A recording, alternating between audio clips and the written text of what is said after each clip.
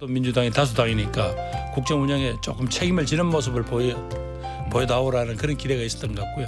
그런 점에서 조금 더 계속 강공일병도로 간 데 대한 국민적인 좀 피로감 내지는 그런 부분이 있는 것 같습니다. 많은 국민들이 민주당 보고 너희들 정신 차리지 않으면 우리가 다른 선택을 할 수도 있다라는 막 그런 경고장 주시는 거 아닌가 그렇게 봐야죠. 자제해야죠. 자꾸 이렇게 정쟁 유발적인 이런 일들이 일어나면 이건 국민들이 더 불안해하죠. 그리고 민생 경제 회복에도 도움이 되지 않습니다.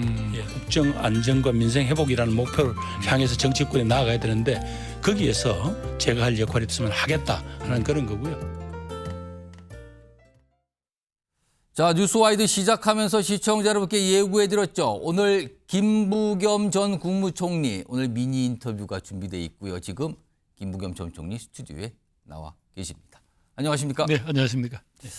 요즘에 굉장히 많은 분들 만나시고 좀 분주하다고 제가 들었는데 오늘 민주당 상황과 전국 전환 좀 진단을 좀 해보겠습니다. 우선 제가 오늘 김부겸 전 총리와 만나서 인터뷰를 한다고 주변에 좀 알리니까 이런 질문을 해달라고 먼저 말씀들을 많이 하셨는데 지금 계엄 사태 이후에 탄핵 정국이 이어지고 있잖아요. 사실은 상황만 보면 민주당한테 절대적으로 유리한 상황이다. 다 이렇게 평가를 하거든요. 그러나 최근에 나온 민주당 지지율만 보면 윤석열 대통령이 소속된 국민의힘과 그냥 비슷비슷하게 나옵니다. 왜 이런 모습이라고 진단을 하고 계십니까? 뭐 이런 결과가 나온 데 대해서는 대단히 아프죠. 뭐. 그러나 분명한 거는 국민들이 기대했던 탄핵 이후에 국정이 혼란스럽고 국민이 불안할 때 좀 민주당이 원내 다수당으로서 좀 성숙하고 또 여유 있게 이 국정에 대한 책임지는 모습을 보였더라면 국민들한테 지금부터는 더 강한 지지를 받지 않았을까 막 그런 아쉬움이 남습니다. 특히 뭐 아마 지난번에 권한 대행에 대한 탄핵 같은 거 이런 부분들은 당내에서도 사실은 조금 이견이 있었잖아요. 뭐 저 자신도 그건 신중해야 한다라고 했다가 뭐 많은 비판을 받았습니다만은 사실은 국민들은 어쨌든 국정이 좀 안정되고 그다음에 이 탄핵 국면이 헌법적 질서에 따라서 딱 정리되는 그런 모습을 기다리고 있는데 너무 정치권 자체가 여기에서 이른바 공방만 한다라는 데 대한 그런 어떤 불만이 있는 것 같습니다. 지금 여러 가지 이제 그 상황에 대한 이유를 이제 설명해 주셨는데 이제 일각에서는 이재명 대표에 대한 약간의 비호감도 이런 게 작용을 하면서 정당 지도에 영향을 미친 거 아니냐 뭐 이런 얘기가 나오는데 사실 지금 이재명 대표요. 3월이면은 선거법 위반 혐의 2심 재판 결과가 지금 나올 걸로 예상이 되는 상황이거든요. 근데 지금 그걸 갖고 민주당 일각에서는 얘기는 안 하지만 걱정하는 목소리가 분명히 있는데 만약에 이 2심 재판에서 1심처럼 당선 무효형에 해당하는 유죄가 나온다면 당이 대혼란에 빠질 거다 이런 전망까지 나오거든요. 그런 관점에는 좀 동의하시나요? 또 혼란에 대한 걱정을 하고 계십니까? 뭐 큰 혼란에 빠질 거다 뭐 그렇게 보지는 않고요. 오히려 그것보다는 아직도 지금 재판 중이잖아요. 거기에서 어떤 그 결과를 미리 예단해서 정치권에서 이런저런 이야기를 하는 거는 또 사법부에 대한 또 다른 일종의 말하자면 압박이잖아요. 이건 상권 분립을 규정하는 우리 헌법 정신도 맞지 않고요.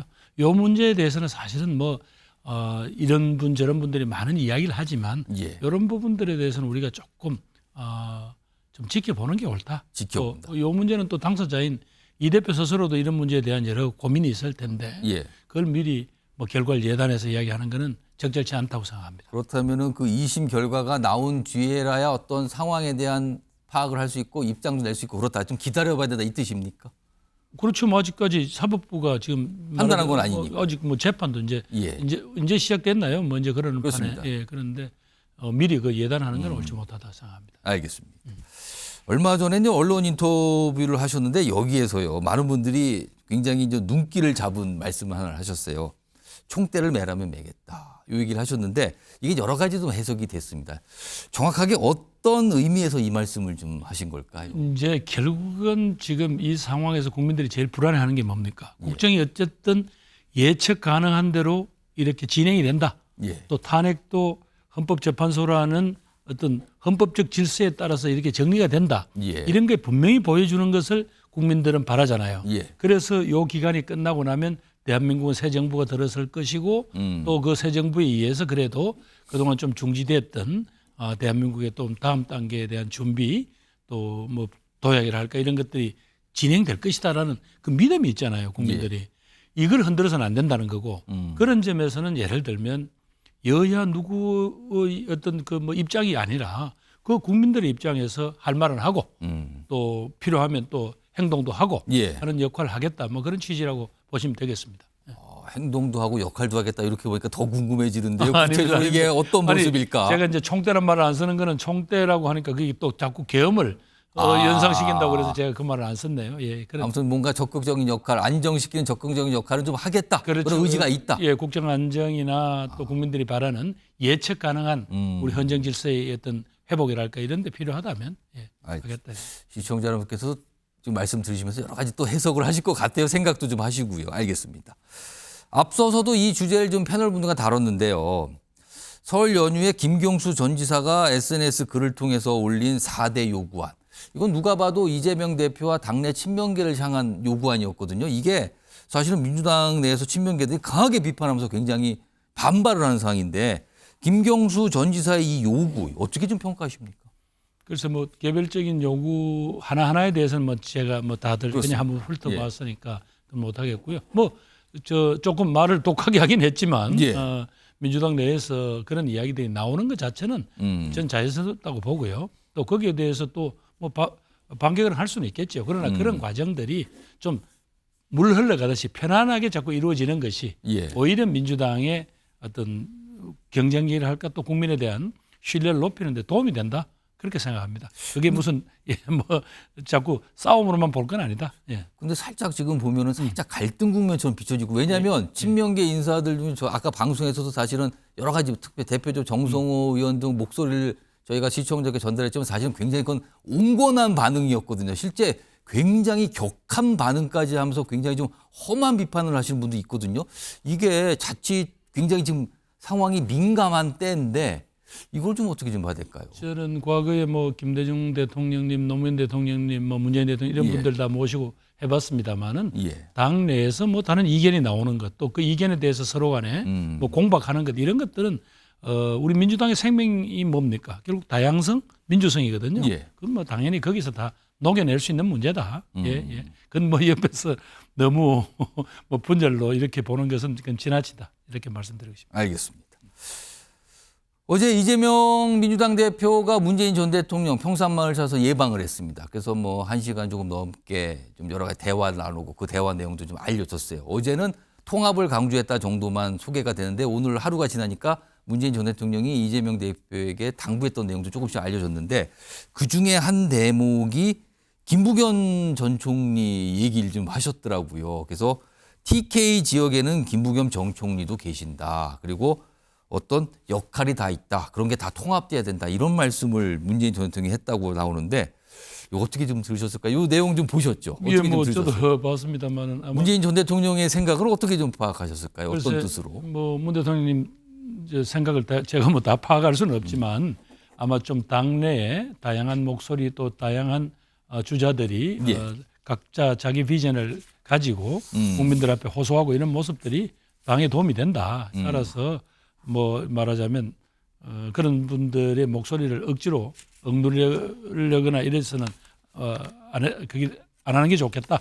아마 이런 취지를 말씀하신 것 같고 또 아마 말씀은 뭐 제가 정확하게 확인을 못했습니다만은 우리 민주당이 바로 그렇게 다양성 또 민주성이 보장될 때 확실히 국민들한테 지지도 더 받고 그다음에 혹시 뭐 이제 탄핵이 결정이 된다면 대선이 치러질 텐데 그럴 때도 민주당이 그런 폭넓은 모습을 보여야 경쟁력이 있는 거 아니냐 뭐 그런 걱정으로 하신 게 아닌가 싶네요. 그렇다면 지금은 약간 민주당의 다양성이 좀 부족하다 이런 걸 좀 지적을 한 뜻이었을까요? 문 대통령이 어떤 생각을 가진지 모르지만 지금 많은 국민들이 비판하는 부분들이 이제 그런 부분이 있는 건 사실이지 않습니까? 특히 탄핵을 지금도 받아들이지 못하고 있는 분들은 그 목소리가 아주 더 크잖아요.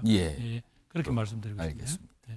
설 연휴 동안에 김두관 전 의원과 전화통화를 하신 걸로 또 보도가 돼서 알려집니다. 그런 내용도 소개가 됐는데 조만간 김두관 전 의원과도 만나기로 했다 이런 내용까지 알려지는데 이걸 두고 이제 많은 분들이 정치권에서는 늘 이런 상황이 있으면 이걸 어떤 모습일까? 사실은 김부겸 전 총리라는 정치인의 그 무게감을 생각한다면 향후에 당내 비명계, 그러니까 이재명 대표와는 약간 결이 다른 정치인들과 뭔가를 좀 힘을 모으려는 거 아니냐, 이렇게까지 해석이 갔거든요. 이거 좀 어떻게 좀 설명하실까요? 아니 이건 정초니까 서로 예. 이제 안보 인사 또 덕담한 건데 그건 너무 과대 해석이고요. 다만 김 지사께서는 우리가 지금 현재 이런 노력들이 결과적으로는 새로운 대한민국을 이렇게 새로운 대한민국을 만드는데 조금이라도 기여를 해야 된다.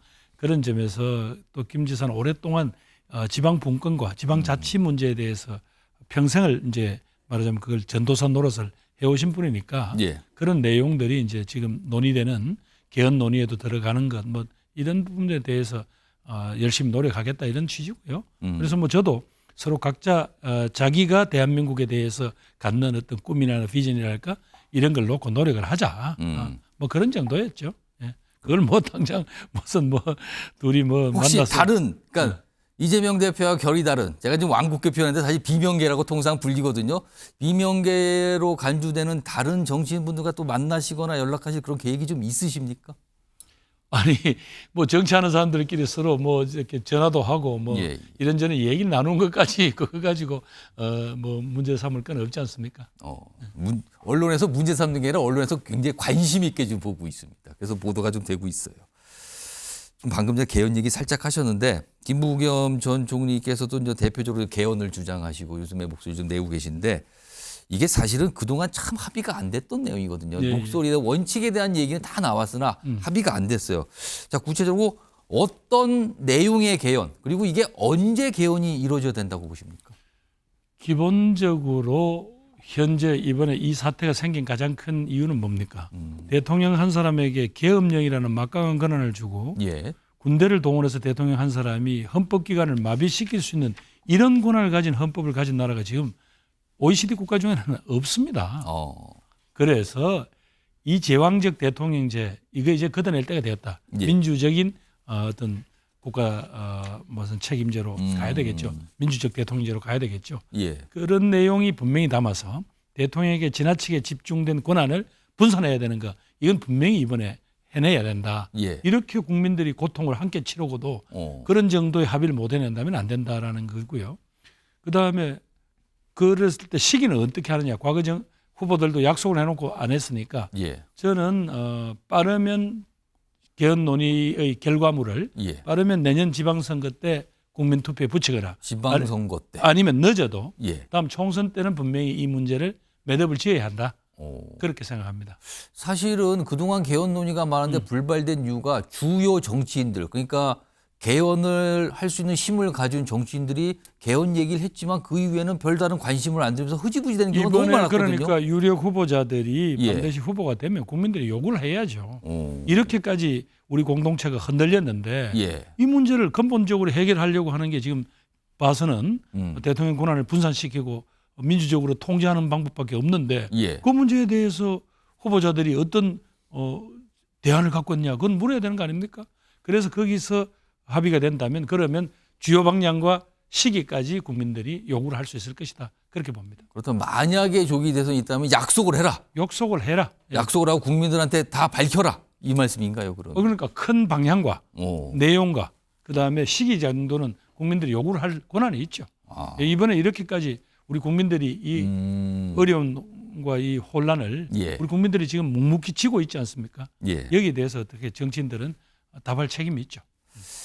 자, 여당과 관련된 얘기 좀 해보겠습니다. 요즘에 국민의힘에서 헌법재판관들, 일부 헌법재판관들에서 계속 문제 제기를 좀 하고 있거든요.